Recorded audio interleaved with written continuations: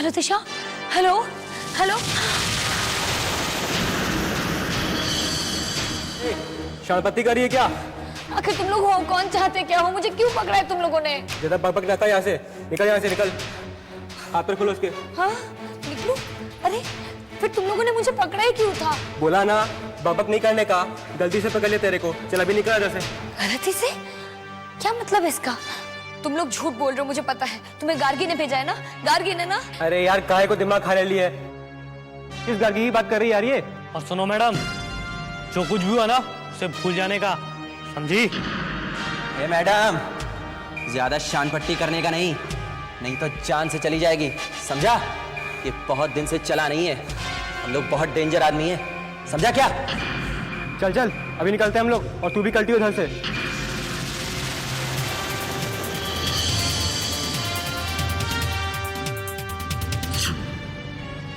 किस वक्त गई थी सानिया घर से? सुबह। सुबह? वो अकेले गई थी या किसी के साथ? एक्चुअली इंस्पेक्टर साहब, उस वक्त मैं बाथरूम में थी। जाते जाते सिर्फ उसने यही कहा कि मैं रात को देर से आऊंगी, बस। उसका कोई फोन वगैरह आया उसके बाद? नहीं।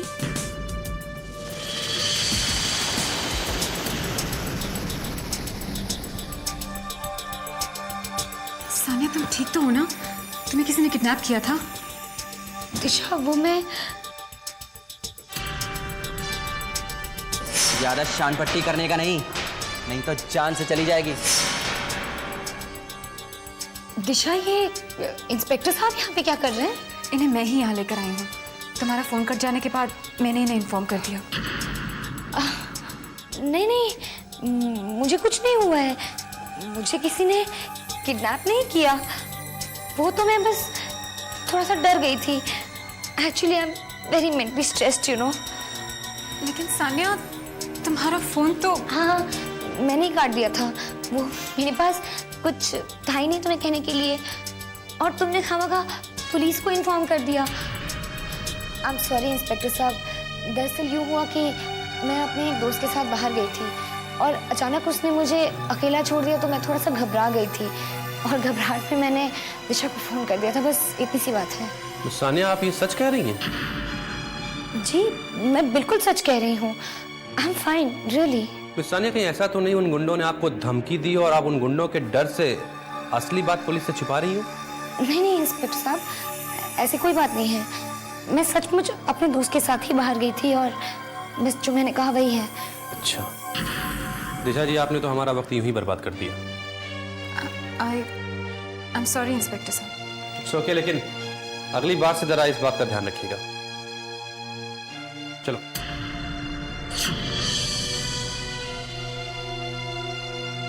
सानिया, तुमने इंस्पेक्टर साहब के सामने झूठ क्यों बोला? जब तुम्हारा फोन आया था तब तुम डेफिनेटली किसी मुसीबत में थी। हाँ, मैं मुसीबत में थी। मुझे किडनैप किया गया था। फिर उसके बाद उन्होंने मुझे छोड़ भी दिया, जैसे उनको अपनी गलती का एहसास हो गया। मैं खुद भी हैरान हो गई। मुझे लगा था इन सब के पीछे शायद गार्गी का हाथ है, but I think I was wrong। लेकिन तुमने ये सब इंस्पेक्टर साहब को क्यों नहीं बताया? क्योंकि मैं बात को बढ़ाना नहीं चाहती थी दिशा, और फिर इस बात को मैं पुलिस के सामने बताकर अपने आप को और मुसीबत में नहीं डालना चाहती थी। ये इतनी छोटी बात भी नहीं है सानिया। हो सकता है इसके पीछे छोटी माँ का हाथ हो। No, I don't think so. क्योंकि गुंडों के सामने मैंने गार्गी का नाम लिया था, लेकिन उन्हें तो गार्गी का नाम भी नहीं पता। I think I made a big mistake. तुम्हारी नादानी की वजह से मैं भी छोटी माँ पर शक करने लगी। I am really sorry Disha to put you through so much of trouble. It's okay. मुझे लगता है इस पूरे नाटक के पीछे कोई ना कोई राज तो जरूर है। अरे दिशा, कहाँ चली गई थी तुम? हम कब से तुम्हें ढूंढ रहे हैं। क्यों छोटी माँ? वो सानिया का कुछ पता चला? सुबह हम उसके घर गए थे, पर वहां तो ताला लगा हुआ था। आप उसकी फिक्र मत कीजिए। ऐसा कहकर हमें गैर मत बनाओ दिशा। तुम जानते हो तुम्हारी लड़ाई में हम तुम्हारे साथ हैं, और ये सानिया ने गायब होकर नई मुसीबत पैदा कर ली, और उस खून से भरे बुरखे ने तो हमें डरा ही दिया। पता नहीं वो जिंदा है या... वो जिंदा भी है और घर भी वापस पहुंच गई है सेफली। Oh thank God. पर वो गई कहाँ थी? अपने एक दोस्त के साथ गई थी। ओह समझ गए हम। तुम्हारे किसी दुश्मन ने इस मौके का फायदा उठाया और बुरखे को खून से रंगकर तुम्हारे पास भेज दिया, तुम्हें डराने के लिए। वैसे वो बुरखा कहाँ है? वो हमारे पास है, हम घर ले आए। चाहिए तुम्हें? नहीं छोटी माँ, जब सानिया घर पहुंच ही गई है तो इस मामले को यहीं खत्म करते हैं। ये पता लगाना बहुत जरूरी है कि हरकत किसने की।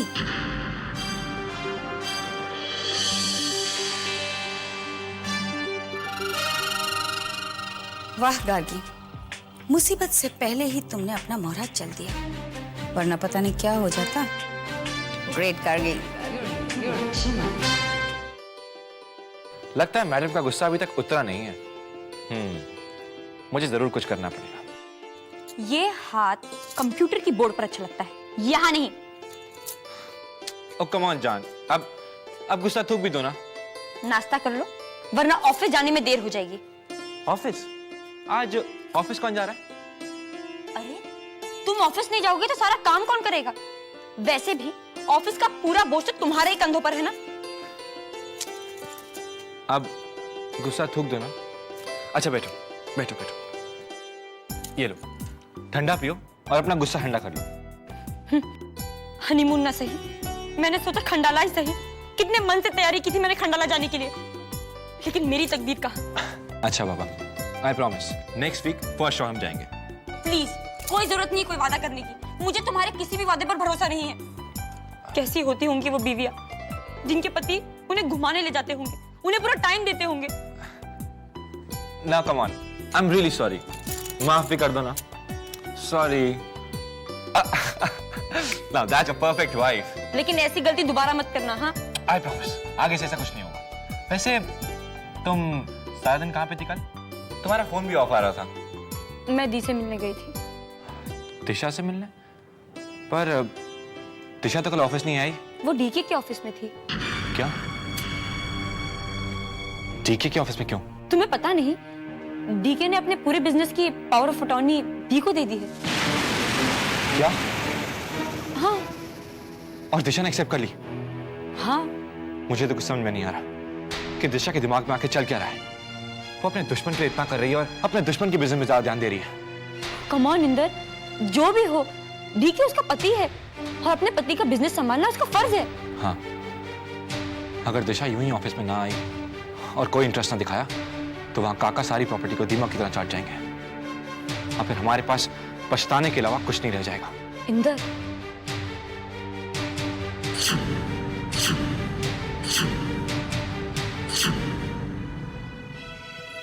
मैम ये कुछ चेक्स हैं, साइन कर दीजिए। डीके सर के इंस्ट्रक्शंस के मुताबिक आज से सारे चेक्स आप ही साइन करेंगे।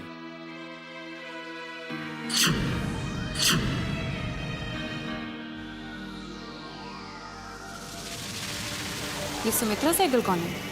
जी वो क्या आप जानते हैं सुमित्रा सहगल कौन है? क्या बात है, आप कुछ बोलते क्यों नहीं? जी हर महीने इनका नाम का चेक मेंटल हॉस्पिटल जाता है, डीके सर साइन करते हैं। लेकिन ये है कौन? Mister Verma, I am still waiting. जी वो डीके सर। आप घबराइए मत, डीके को पता भी नहीं चलेगा। बताइए, सुमित्रा सहगल कौन है? जी वो डीके सर की माँ है।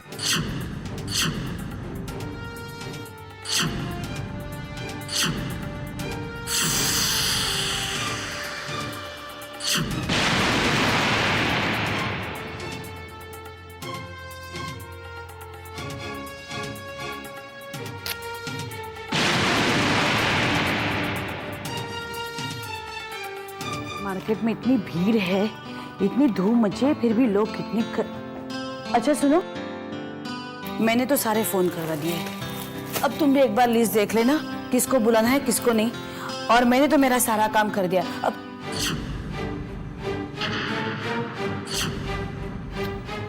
अब तुम क्या सोच रहे हो? नहीं, मैं वेदांत के बारे में सोच रहा हूँ। उसके बारे में क्या सोचना, उसको भी बुला लो ना, इतने सारे मेहमान आ रहे, उसमें वो भी आ जाएगा। हाँ नहीं सुकन्या, देखो मेरे दिमाग में तो सिर्फ हमारे बेटे की बर्थडे पार्टी की ही बात है। पर मेरे दिमाग में कुछ और ही चल रहा है सुकन्या। मुझे लगता है कि हमने वेदांत पर जरूरत से ज्यादा ही भरोसा कर लिया है। सब्स्टिट्यूट ढूंढ के रखना चाहिए। ओहो, ये सारी बातें पार्टी के बाद सोचो, ठीक है? पहले ये सोचो कि पार्टी धूमधाम से कैसे मनाएंगे। किस पार्टी की बात चल रही है? अरे तुम्हारे 25th बर्थडे की पार्टी की। नहीं नहीं, उसकी कोई जरूरत नहीं है। मैं कोई भी सेलिब्रेशन नहीं चाहता। क्यों? भाई घर में हालात ठीक नहीं हैं, हर चेहरे पर मायूसी है। ऐसे में मैं बर्थडे सेलिब्रेशन के बारे में सोच भी नहीं सकता हूँ। तुम किसकी बात कर रहे हो? देखो मैं खुश हूँ, तुम्हारे बाबा खुश है और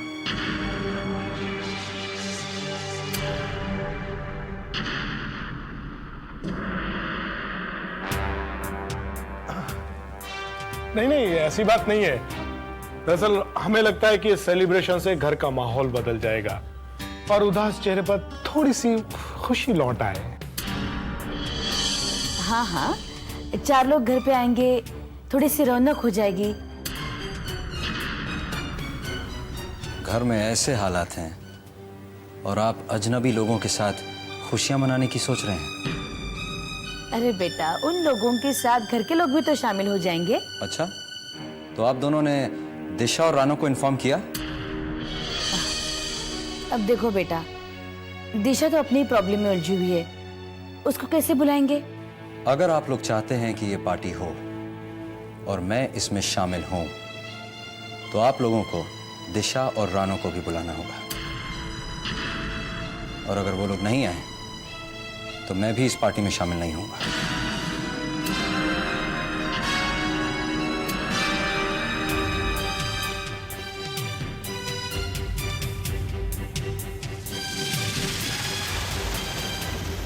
तुम्हें तो खुशी हुई होगी ना कि हमारा बेटा हम ही से बगावत कर रहा है। ये बगावत नहीं है सुकन्या, जज्बात है।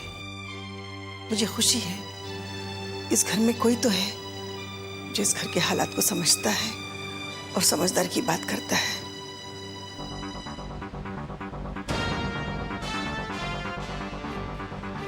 हर महीने इनका नाम का चेक मेंटल हॉस्पिटल जाता है। मैं खुद चेक बनाता हूं और डीके सर साइन करते हैं।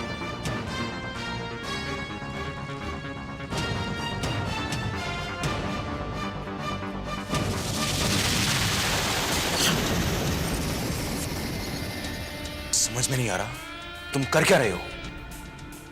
मैं इतने दिनों से आज जेल में पड़ा हूं, तुम समझ रहे हो मुझ पे क्या बीत रही है? I want to get out of here. Sir, मैं तो बस आपके इशारे का इंतजार कर रहा हूं। तो सुनो,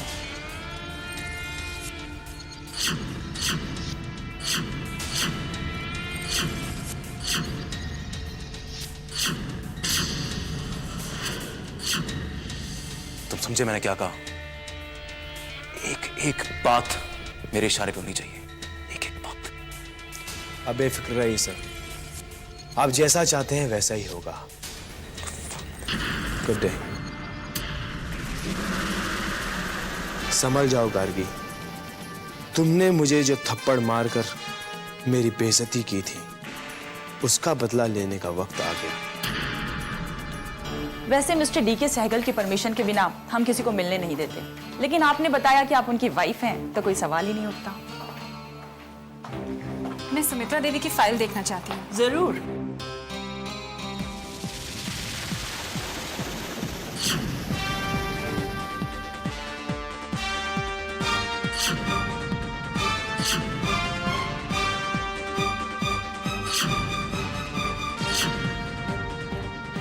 पिछले 15 सालों से इनकी यही हालत है, यूं ही गुमसुम बैठी रहती हैं, ना कुछ बोलती हैं, ना सुनती हैं, ना किसी बात का जवाब देती हैं।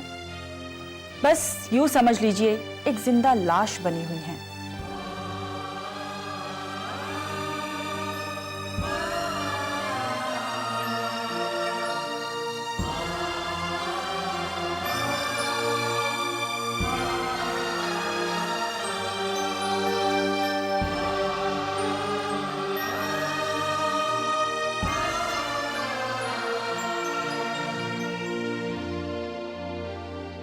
तो से इनकी हालत में कुछ सुधार है।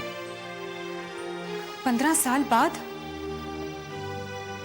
यस, 15 साल बाद। क्या डीके को इसके बारे में पता है? नहीं, लेकिन मैंने उनका फोन लगाया था, फिर उनके जेल जाने की खबर मिली। सुमित्रा देवी जी को लेकर आजकल हम लोगों में काफी उम्मीदें जागी हैं। आप कल आ जाइए, मैं आपको इनकी सारी डिटेल्स दे देती हूँ और इनकी फाइल भी दिखा दूंगी।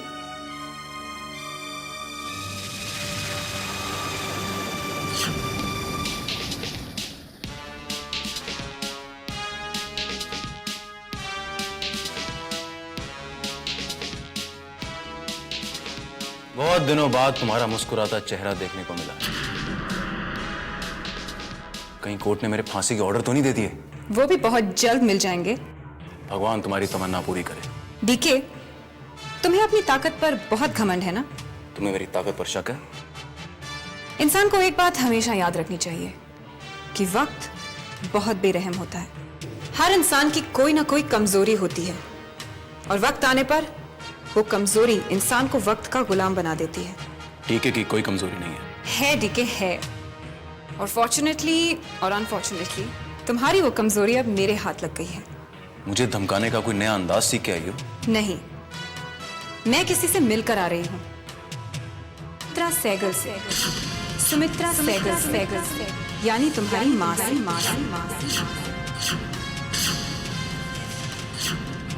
तुम उनसे क्यों मिली? और वैसे भी तुम्हें उनके पास जाने की क्या जरूरत थी? वैसे भी तुम मेरी माँ का कुछ नहीं बिगाड़ सकती। वो बेचारी वैसे ही बहुत लाचार है। डीके, तुम्हारी माँ की याददाश्त वापस आ रही है।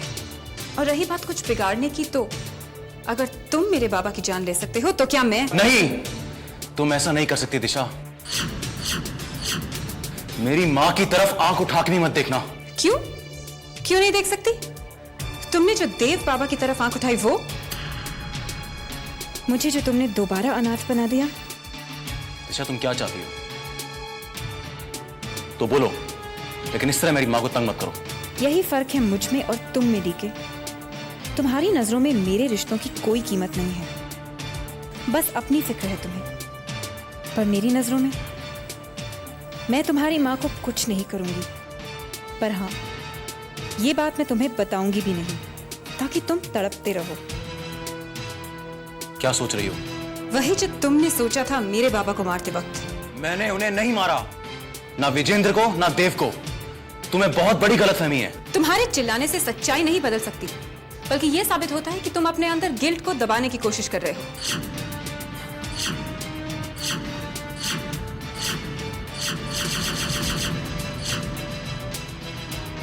दिशा, मेरी मां को अपने बदले की आग में मत घसीटो दिशा।